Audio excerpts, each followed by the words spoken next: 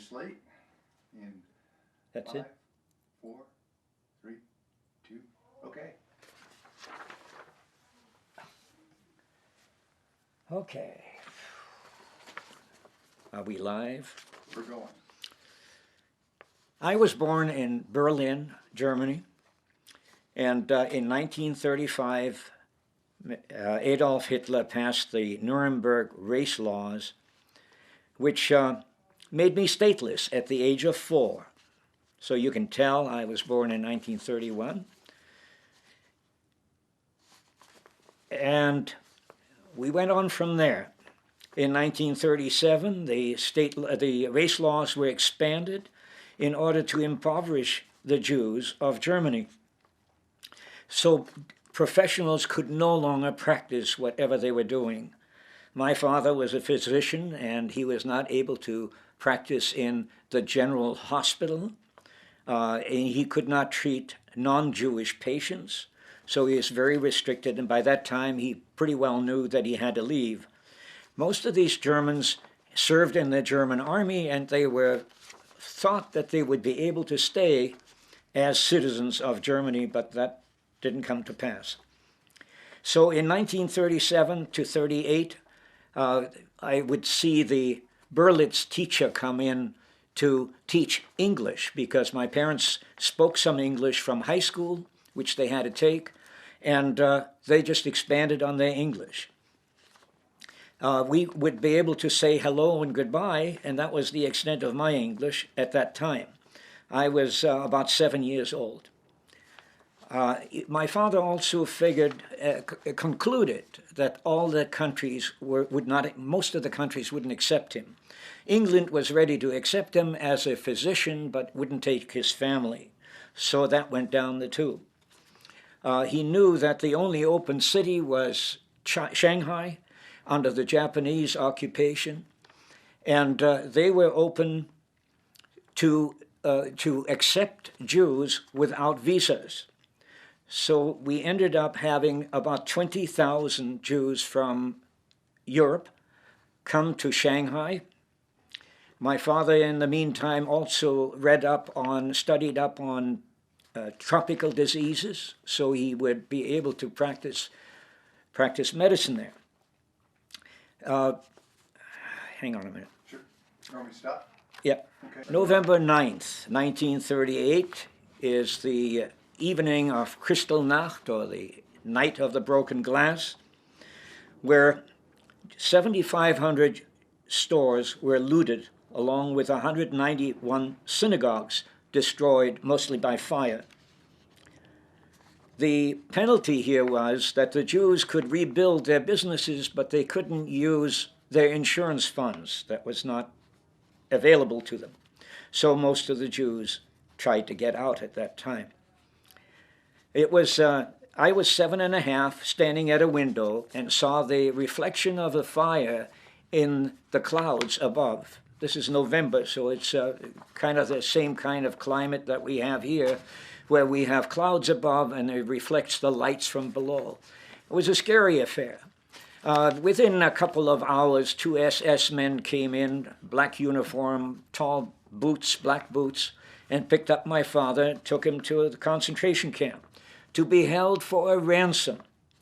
And that ransom amounted to probably around 6,800 mark, or in US dollars at that time would be $2,731. According to today's rate, 66,000 US dollars in ransom. And of course, my mother got the money together and was able to pay that ransom, and my father came out of the concentration camp. He was there from November 9th until February, the end of February. At that time, my father and mother were uncomfortable staying in Germany, and they knew they had to get a boat to go to Shanghai, and that was going to leave from Trieste. And we went down to Trieste early so that he had less time to spend in Berlin.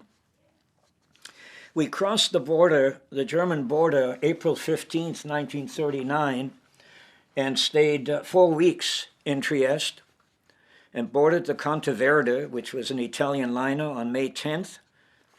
And let me show you on the map here where we are, leaving Berlin and going down to Trieste, then going through the Mediterranean, the Suez Canal, the Red Sea, Port of Aden,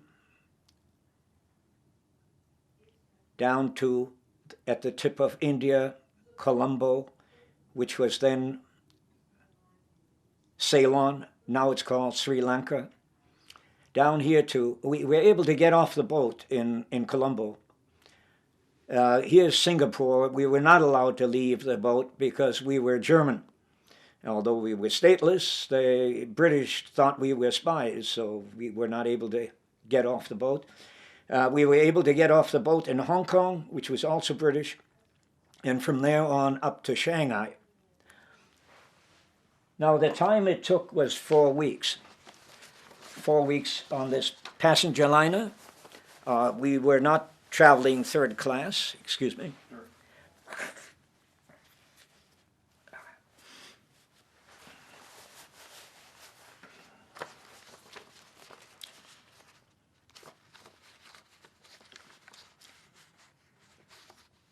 And we went up the Yangtze River. Now, Shanghai is not on the Yangtze, it's on the Hongkew. We disembarked in Shanghai on June 6, 1939, a total of 4 weeks. And when I say you go down the plank and you see that the river is the Hongkew, and you get an impression of what it smelled like, that's exactly what you got. Hundreds or thousands of street merchants out there frying their own food. And so it was an interesting change, but it was also a change in climate because it was terribly warm June 6th. The temperatures in the summer would go up to 110, and the humidity would be very close to that. The population of Shanghai at the time was 3 million, and we moved to a place in the French concession. And if you've been to Shanghai, you know where the Bunt is, and that would be just above that. The French concession had apartment houses with running water, hot and cold running water, heat, all the luxuries you can have. And my father found a job, or was hired by a missionary school run by British and American missionaries, and he became the school doctor. Now that lasted for about a half a year, and until this fellow named Fritz Wedemann, the German consul in Tientsin, instigated a proclamation that the Jews had to be relocated to Hongkew. Now, Hongkew is not the desirable place to live. It's the poorest part of Shanghai at that time. We were going to be restricted in a 1 square mile area, 20,000 refugees, including 100,000 Chinese and the Japanese garrison. So that didn't leave a great deal of space for anybody. And the Chinese really didn't welcome us there because we were imposing on their space. There were 7 camps in that area that housed people who didn't have the funds to fend for themselves. And so about 3,000 of those refugees were housed in camps where they lived in dormitories. They helped prepare the food, cooked and cleaned up. The climate in Shanghai was somewhere between 110 in the summer, 32 in the winter, and the moisture was so extreme that the paint, we moved into a room that had the paint running down the walls from the humidity. Of course, that hadn't been painted recently either, but so we had one room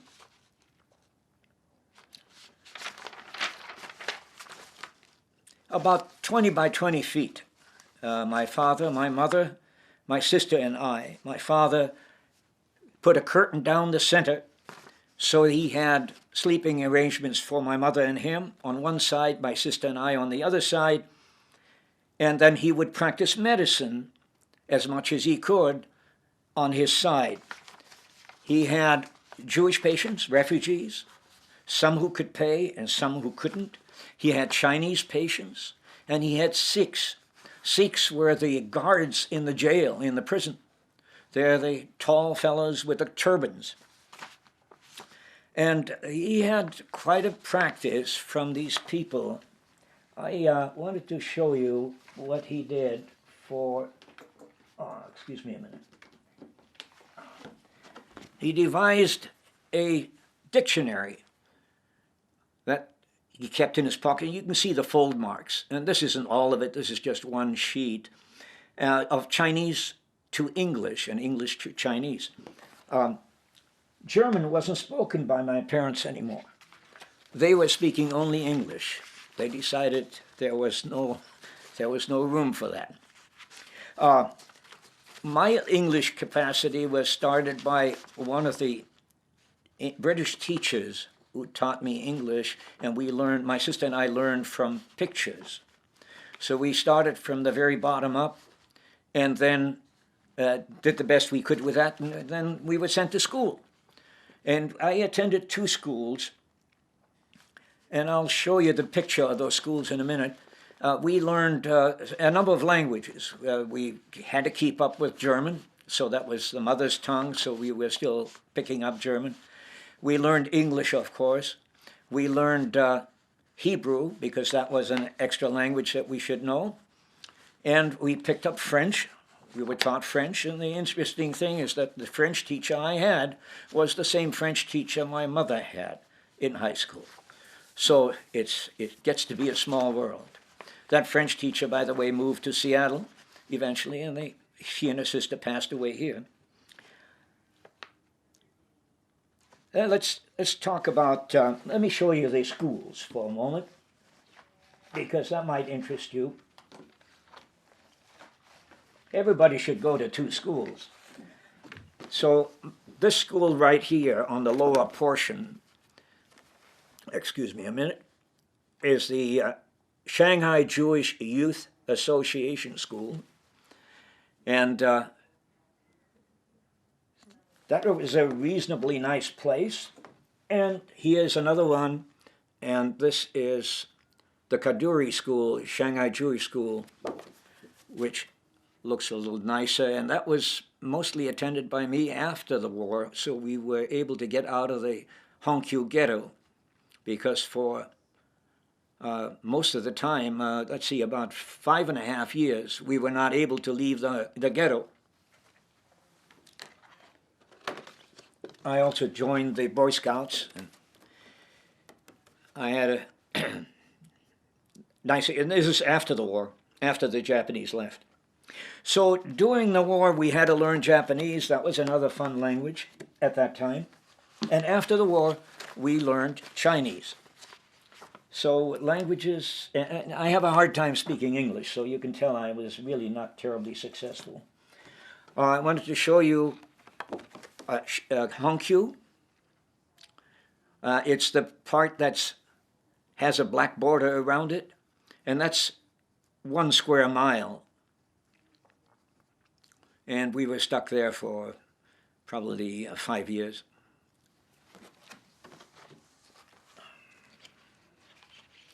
When we arrived in Shanghai, these are the ruins that faced us in our neighborhood. That was the end of the 1936 war between the Japanese and the Chinese. A lot of rubble.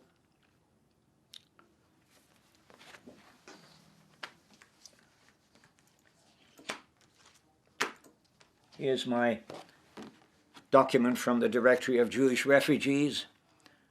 I put that in here on purpose because I wanted to show you that I had hair at that time. Okay. The garrison stationed in our neighborhood. Let me take a peek here. You can't tell the details, but they never marched without fixed bayonets. So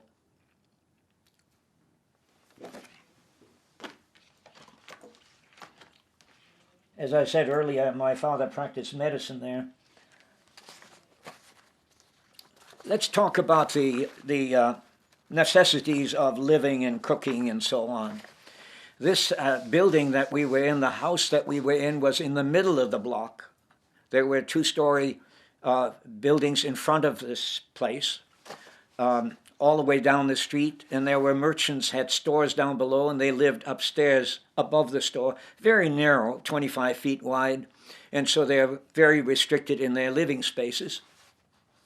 Our house was in the middle of the block, and would seem like it was somebody very well-to-do owned that house at one time. It had about 12 to 14 rooms, and there were 12 to 14 families, one in each room, living in that house. I knew on my floor there was one toilet, cold running water, there was no hot water, there was no heat, there was no air conditioning, there were no fans, and in the summertime, due to the mosquitoes, you had to have your windows open, and there were no screens on the windows, just bars to keep out the thieves, because thieving was one very good way of making an income. It seemed at that time that the pastime of most people there, and the Chinese people, was spitting, and spitting would spread disease faster than anything else. Everybody spat. Heavy smokers, a lot of spitting. We were forced to vaccinate by vaccinations, and we had vaccinations they were required. Yellow fever, the plague, cholera, typhus fever, smallpox, and typhoid fever. So you can tell there was a continuous battle. The cooking was done on a charcoal stove by my mother. We were lucky. We had this what seemed to be a little balcony out there, and she was able to cook on a bucket that had some sand on the inside so it would insulate it, and charcoal. If you wanted hot water, you had to heat it. Cold water was plenty in the bathroom. As I said earlier, there was no heat, so the freezing temperatures in the winter were down to 32. There was absolutely no heat. I want to give you some of the additional information that will really seem interesting. Let's talk about food. Now let's go back to the bathroom. We had a toilet. The people on the street that lived in these low two-story houses, they had no toilets. They used honey buckets. And honey buckets are wooden buckets that you sit on, and in the morning you put it out on the street. And a fellow would come along with a two-wheeled cart, and it would be dumped into this cart, and he would go on to the next one. If they were lucky, if the tenants were lucky, and there was heavy rainfall, and Shanghai there are no basements there, very shallow water table. The streets would be flooded, and they could wash out the buckets off the curb. So all the stuff would be drifting down the street. He would take that cart about 2 miles down the road, and there were farmers who were planting vegetables. And they had long ladles, and they would take this sewage, and they would spread it out as fertilizer. So while we were there in the 7.5 years, we could not drink any of the water unless it was boiled. We could not eat any vegetables unless they were cooked. So you can tell that this was a very tightly regulated diet you ended up with. Hang on.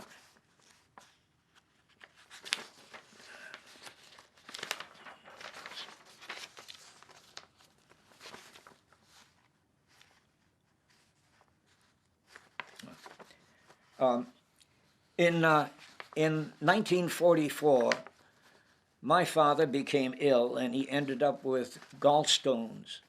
He also contracted jaundice along with that, and the surgeons didn't want to operate on him unless the jaundice disappeared, because they felt it was too dangerous. So he suffered with that. I had my bar mitzvah in April of 44. My father was so ill he could not attend. But you know, he was still working. He was still making house calls from some of the records that he kept, what people might have owed him, and who paid and who didn't pay. And there were no collection agencies, so if you didn't get paid, you didn't get paid. Eventually, in August, he was operated on, and 3 days later, passed away from infection. So that changed our income a little bit. That wasn't a tremendous income that we had, but we were able to live outside of the camps. So my mother, my father had a practice, I have to backtrack a little bit, in Berlin. He had a practice that he built. He graduated in 1925 and married in 26. I was born in 31. And he built a small practice on the floor that we lived at. We had an apartment and another apartment for the practice. Had an x-ray equipment. One of his specialties was lungs, chest. And my mother was his assistant. So when my father died, she went to the little Jewish hospital that we had in Hongkew, and she started working as a nurse. My sister, who was 16 at the time, went to work at that same hospital as a nurse's aide. So that's kind of supported the income that we needed to stay alive. The war was over in, well, let's stay in 44. 44 to early 45, Okinawa fell to the U.S., of course, and that gave them a base for their airplanes. So we were bombed systematically. I felt it was every midnight, like a clock, we would get bombed, and occasionally at daytime. The Japanese did what most of these people do, that the Germans did. They put a radio station in the middle of Hongkew, in the middle of our compound, and they had, of course, the garrison there. So occasionally they would miss, and I think they lost about 45 refugees in one of the bombing raids. The rest of the time, you got up in the middle of the night, you got dressed in the dark, went downstairs. There were no basements, there were no shelters, and you just kind of sat. If the space underneath the staircase was available, you squeezed in there. Otherwise, you just sat and waited. Not a very good feeling. After the war, things changed a little bit. The United Nations Relief Group brought in K rations. I think they're K rations or C rations from the Army. And we were given some of that food to something. So we had more food to eat. My time was spent, those are very lonely years because I was alone a lot. I went to Hebrew school in the afternoon, after school, and I had a little bookstore underneath our living quarters. A man who was, his name was Lerver, which is lion in English translation, and he started a little bookstore, and he had used books, and I don't think he had any new books, and he also rented books. So I did a little bit of reading and spent some time that way. The Boy Scouts took some of my time, but they were not good times for me. They were very lonesome times. Mr. Lerver, I understand, ended up in San Francisco, and I was going to Google that, and he opened up a bookstore there called Lion Bookstore. And I wanted to check that before we had this meeting to see if that's still in existence. Now, let's talk about after the war then. I had an aunt who ended up in,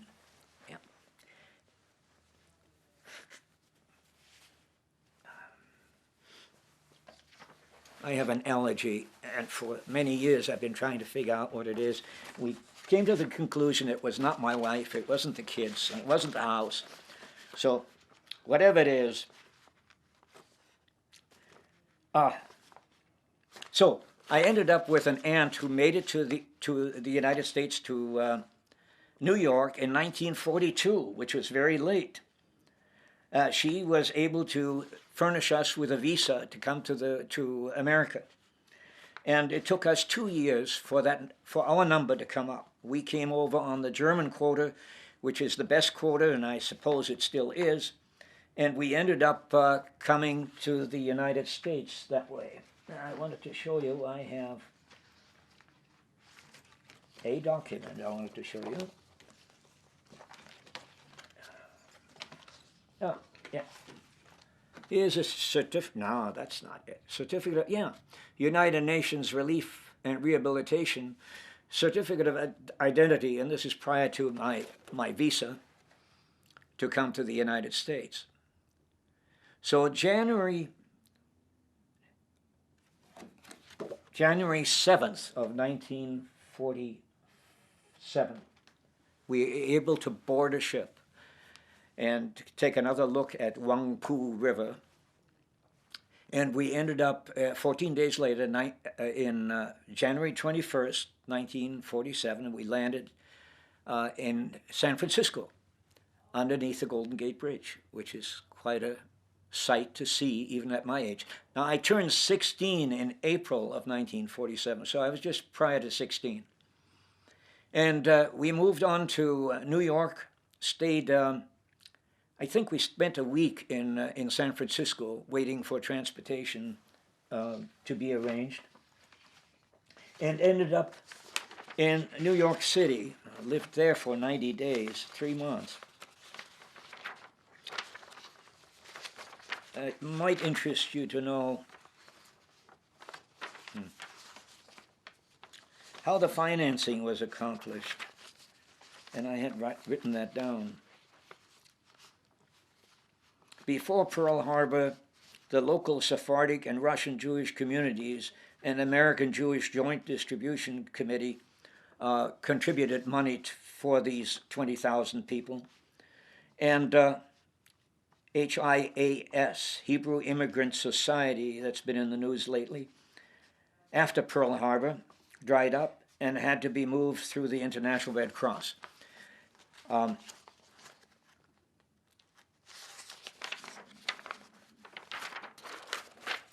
We spent 90 days in New York. I attended the High School of Commerce for probably all of 4 weeks or something like that.